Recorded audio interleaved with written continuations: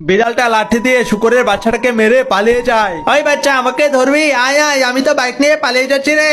ওই হায় না, তোর বাইকটা আমাকে দে, আমাকে এখনই গিয়ে ওই বদমাশ বিড়ালটাকে ধরতে হবে। এই শুকরছানা, আয় আয়, আমাকে এসে ধর।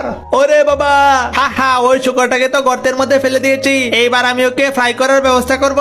মা আমাকে এসে বাঁচাও। তখন পিছন থেকে শুকরের মা এসে বিড়ালটাকে মেরে তাকে অজ্ঞান করে দেয়। হ্যালো মা, শুকরটা তো আমাকে গাছের সাথে বেঁধে রেখেছে, তুমি জলদি এসে আমাকে বাঁচাও। বলটে, তুই এসব কি বলছিস? আচ্ছা তুই ভয় পাস না, আমি এখনই আসছি। তার একটু পরে বিড়ালের মা এসে সেই শুকরটাকে মেরে শুকরটাকে অজ্ঞান করে দেয়। ওরে শুকরের দল, তোদের মা ছেলেকে তো একসাথে আটকে রেখেছি, এবার তোদের দুটাকে আমরা ফ্রাই করে খাবো। শুকরগুলো যখন কান্না করছিল তখন গাছের উপর থেকে হায়না একটা মৌচাক ভেঙে তাদের সামনে ফেলে দেয়। আরে কি, এই মৌচাক করতে গেল? এই মৌমাছি, আমাদের কিছু করিস না, যা ওই বিড়ালদেরকে গিয়ে কামড়া।